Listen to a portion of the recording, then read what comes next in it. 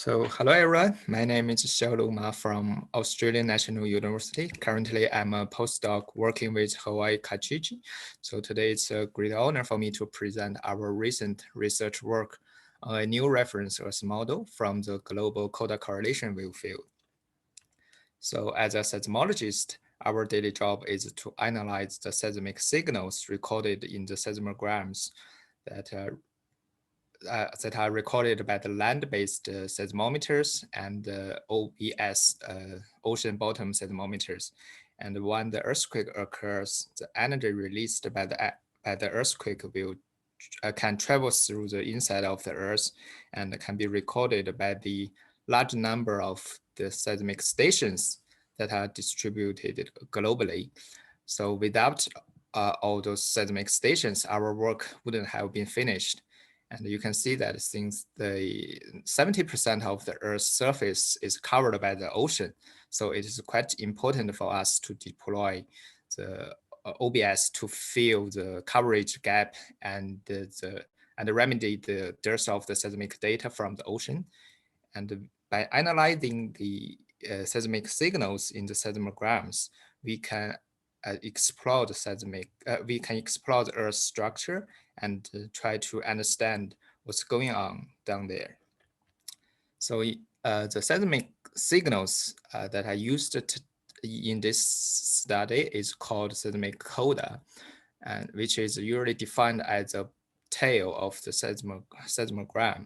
And seismic codas are generally those randomly fluctuating noisy wave trends following the main seismic phases. However, using some specific techniques, we can turn those seemingly useless noise into useful signals that could carry rich information about the Earth's interior. And this technique is called cross-correlation. So if we cut the late coda waveform from two receive pairs, and after some pre-processing method, we cross-correlate them and then stack over all the receive pairs and then stack over the events and do the filtering, then we could obtain an abstract coda correlation wave field called the Correlogram, which is a two-dimensional graphic representation of the stacked cross-correlation function in the inter-receiver distance bins. And in the Correlogram, we can observe very prominent signals shown here, which are called correlation features. And those correlation features can be used as our new observations. Each of those correlation features actually arises from the interaction of many cross terms of multiple reverberating body waves through the whole Earth that have the same slowness at the station when we do the cross correlation. Here is an example of how one of the features called I2 is formed. And those correlation features actually can be regarded as the Earth's fingerprints. And by analyzing those fingerprints, we could get a glimpse of the Earth's deep interior. And during the last few years, several correlation features have been identified and used to constrain the Earth structure by our research group and also by some other groups. But most of those studies focus on the inner core part of the Earth. And in this study, we try to take a further step forward in utilizing the possible all the correlation features to constrain the whole Earth's radial velocity structure. And traditionally, there are two types of data that can be used to constrain the Earth's radial structure. The first one is the long period normal mode data. And the second one is the short period travel time data. Because of the different sensitivities from both data to the Earth structure, there some discrepancy in the velocity structure still exists among the reference models especially for the regions near the internal sharp boundary inside of the Earth. And that's why there are a lot of studies that try to refine those structures.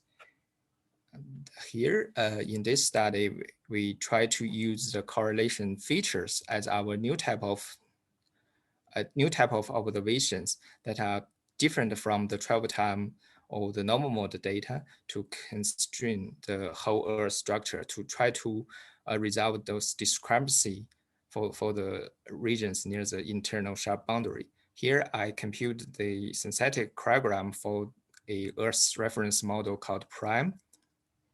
You can see that the patterns of those correlation features actually depend on the material properties of the Earth. And in this way, we can compare the observed correlation features and the synthetic correlation features for different models to constrain the Earth's structure. And here is our data set.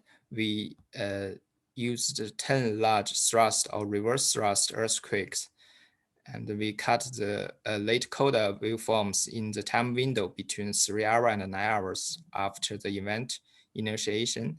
And then using the processing methods that I mentioned previously, we can obtain a very high quality correlogram shown here with very prominent correlation features here.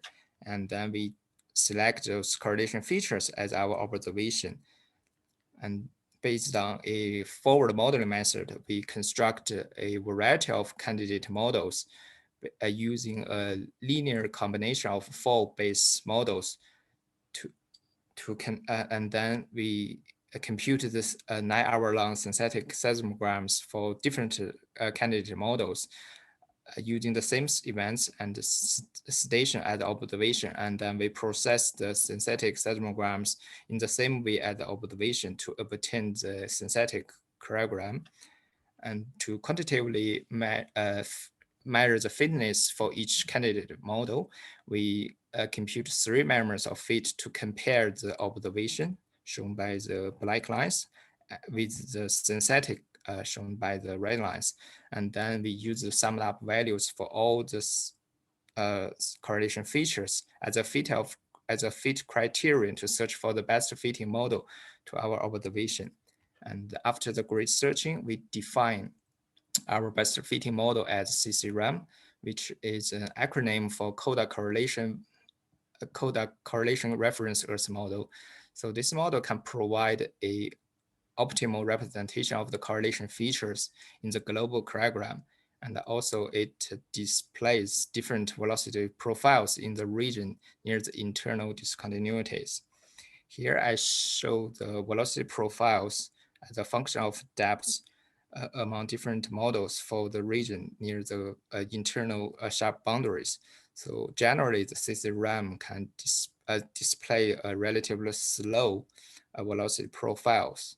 And those slow velocity profile could possibly indicate a compositional anomaly due to accumulation of the light elements in the top of outer core, and also possibly suggests that there is a dense stratification in the lowermost outer core. And here are some take-home messages. We propose a new reference Earth model called the CCRAM, which is derived from 15 to 50-second Coda correlation wave field. And this model can provide an optimal representation of the correlation features in the global correlogram. As far as we know, this is the first application of the Coda correlation wave field in considering the whole Earth radial structure. And we found different velocity profiles, especially near the internal discontinuities. So if you are interested in more details about this model, you can read the paper online here. So that's all. Thank you.